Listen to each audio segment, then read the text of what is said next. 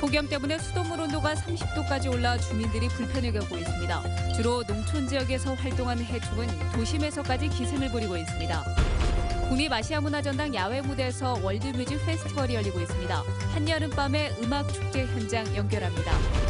채용비리 혐의로 기소된 사학법인 이사장 등에게 징역형이 선고됐습니다. 돈 주고 채용된 교사 등도 처벌받았습니다. 우등 고속버스보다 좌석이 넓고 개인 모니터 등 편의시설도 늘어난 프리미엄 고속버스가 다음 달부터 광주에서도 운행됩니다. 여러분 안녕하십니까?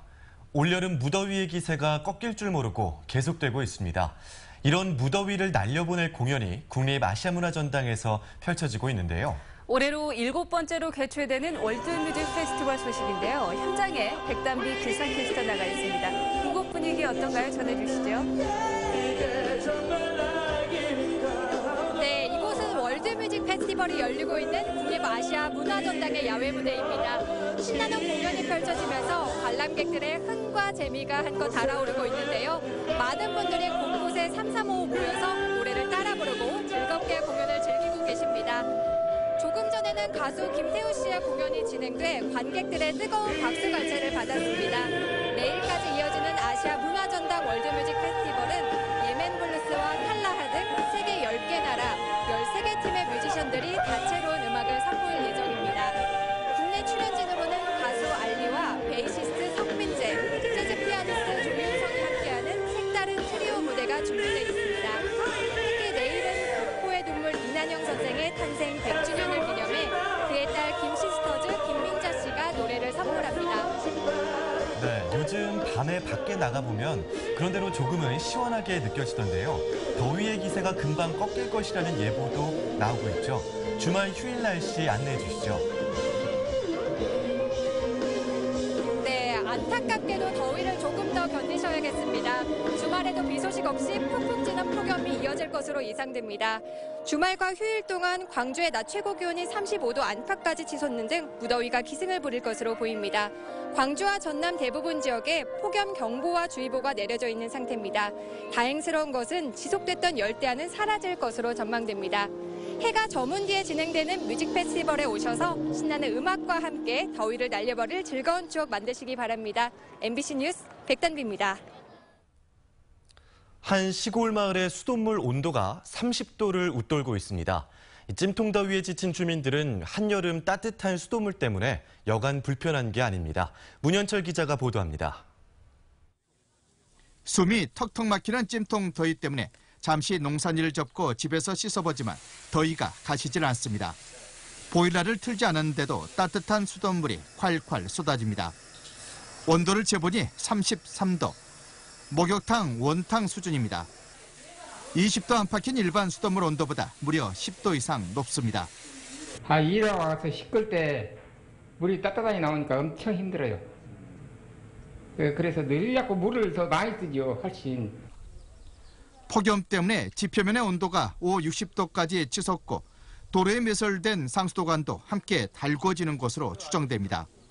따뜻한 수돗물은 상수도관이 얇게 묻히거나 상수도관이 오래된 마을에서 주로 발생하고 있습니다.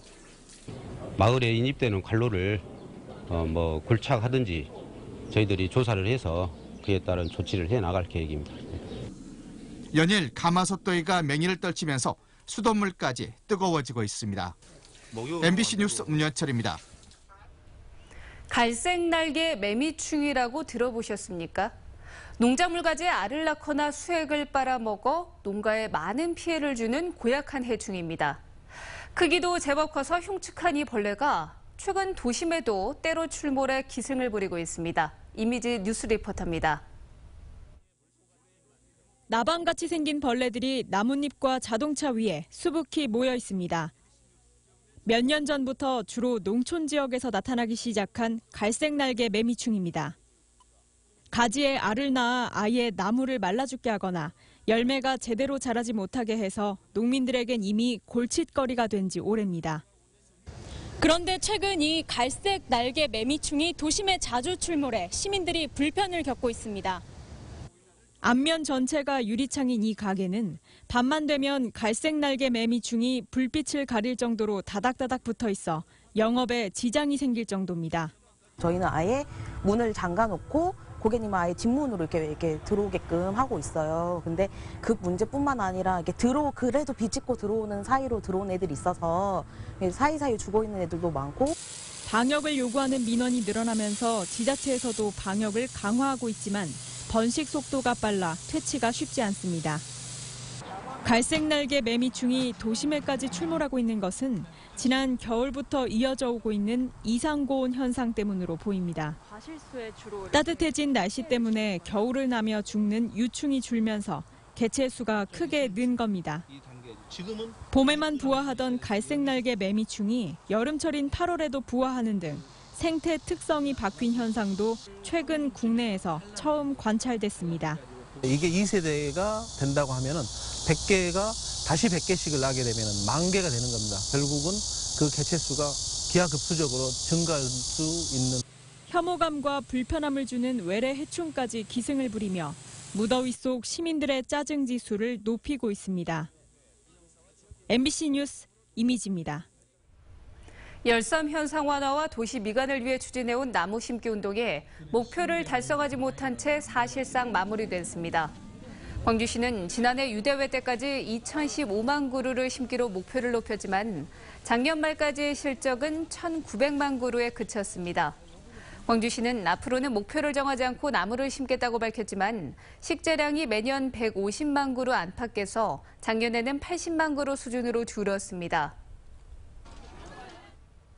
광주의 제2순환도로에서 경찰의 끼어들기 단속에 적발된 한 시민이 이의를 제기한 끝에 무죄라는 법원의 판결을 받았는데요.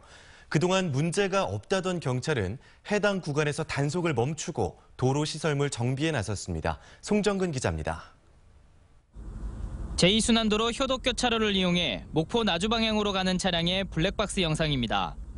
출구 170여 미터 앞에서 목포 나주 방면 노면 표시를 보고 차선 변경에 겨우 성공합니다. 사흘 뒤 끼어들기 금지 위반 범칙금 통지서를 받은 이 운전자는 노면 표시와 안내판이 부족한 상황에서 차선 변경을 하기 어려웠다며 억울함을 호소했습니다. 지시선에 따라서 가고 있는데 차선 변경을 한 것을 무조건 끼어들기로 무리하게 단속은 억울하다고 생각을 합니다. 경찰은 단속에 문제가 없다고 밝혔지만 즉결 심판에 나선 법원의 판단은 달랐습니다. 운전자의 이의 제기를 받아들여 무죄 판결한 겁니다. 그제서야 경찰은 문제가 된 구간에 끼어들기 단속을 중단했습니다. 대신 이번 달 안으로 단속 안내판을 추가 설치하고 노면 표시를 강화하기로 했습니다. 그 표지가 설치될 때까지는 일단 단속을 유지하고 설치물이 설치된 이후로는 저희가 계속적으로 원활한 교통 흐름을 위해서 계속 단속을 할 예정입니다. 경찰이 지난달 2주간 해당 구간에서 끼어들기 위반으로 단속해 과태료를 물게 한 운전자는 모두 230여 명으로 하루 15명꼴. 법원 판결 뒤에야 구조 개선에 나선 경찰이 안일한 단속을 했다는 비난을 피하기 어렵게 됐습니다. MBC 뉴스 송정근입니다.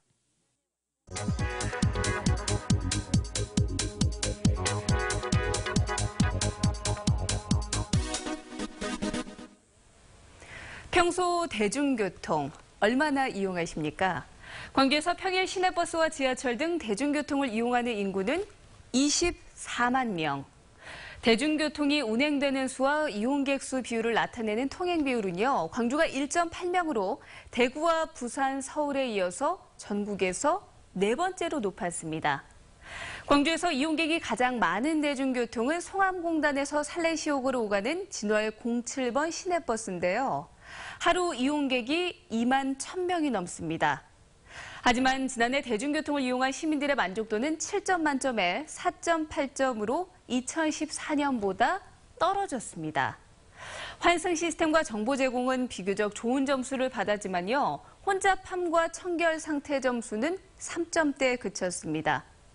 얼마 전 대중교통 요금을 올린 만큼 서비스도 이용객들의 눈높이에 맞도록 좀 더 나아지기를 바랍니다. 카드뉴스였습니다. 우등 고속버스의 단점을 보완한 프리미엄 고속버스가 다음 달 12일부터 광주에서 운행됩니다. 프리미엄 고속버스는 하루에 서울 광주를 왕복 30차례 운행하며 요금은 33,900원으로 기존 우등 요금의 1.3배입니다. 이 버스는 우등보다 좌석이 넓고 전좌석 개별 모니터를 통해 영화 관람이나 게임 등을 할 수 있습니다. 예매는 오는 24일부터 가능합니다. 전통 천연염색에서 팝아트에 이르기까지 폭넓은 작품 활동을 하고 있는 중견 작가 이상필 교수가 대만에서 초대전에 갔습니다. 대중의 주목을 받고 있는 피노키오 팝아트 연작과 그리고 천연염색 작품 등 다양한 작품들이 중화권에 소개됩니다. 박수인 기자입니다. 사람이 되고 싶은 목각 인형 소년의 욕망과 명품 브랜드로 상징되는 현대 소비 문명은 서로 닮아 있습니다. 중견 작가 이상필 교수의 피노키오 연작은 소비를 통해 욕망을 채우고 다시 욕망을 키우는 현대인들의 모습을 대변하고 있습니다. 얼마 전부터는 사랑이라는 단어를 새로운 콘셉트로 작품에 추가시켜 인간과 물질 문명의 화해를 시도하고 있습니다. 천연 염색을 한 촌조각 위에 포크 카드와 싸구려 보석을 장식한 이 작품들도 비슷한 주제를 담고 있습니다. 전통 문화와 향락 문화를 상징하는 이미지의 부조화를 통해 문화의 정체성에 질문을 던집니다. 우리 전통 문화와 어떤 현대의 소비가 많이 되고 있는 소비적인 요소인 브랜드들 이런 것들을 통해서 시각적으로 보여줬을 때 어떻게 느껴질 것인가. 나주의 전통 공예인 천연염색 대중화에 헌신해오다 팝아트에 매료돼 피노키오 연작 등에 몰두한 지 4년. 미술계의 주목을 받고 있는 이 교수는 타이완 타이중시의 초청으로 다음 달까지 시립아트센터에서 개인전을 엽니다. 이번 전시는 천연염색 설치 작품과 팝아트 작품 등 30여 점의 대표작들을 중화권에 선보입니다. MBC 뉴스 박수인입니다. 광주지법은 교사와 직원을 채용하는 대가로 금품을 받은 혐의로 구속 기소된 낭암학원 이사장 76살 차모 씨에 대해서 징역 4년에 추징금 2억 8천여만 원을 선고했습니다. 또 같은 혐의로 기소된 이사와 법인실장에게도 각각 징역 3년과 추징금을, 채용 대가로 돈을 준 혐의로 기소된 교사와 직원, 부모 등에게는 최고 집행유예형을 선고했습니다. 교육부 사학분쟁조정위원회는 오는 22일 낭암학원에 대한 임시이사 파견 여부를 결정할 방침입니다. 정의당 광주시당과 전남도당은 한전본사 앞에서 기자회견을 열고 불공정한 전기요금 체계를 전면적으로 개편하라고 촉구했습니다. 정의당은 주택용에 있는 누진제 폭탄을 물리고 산업용 전기요금은 깎아주는 현행제도는 국민을 이른바 호갱으로 보는 것과 다름없다며 산업용 전기요금부터 정상화하라고 촉구했습니다. 또 에너지 복지 정책을 새로 짜고 전력요금을 정상화하는 등 전력 정책의 전환이 필요하다고 주장했습니다.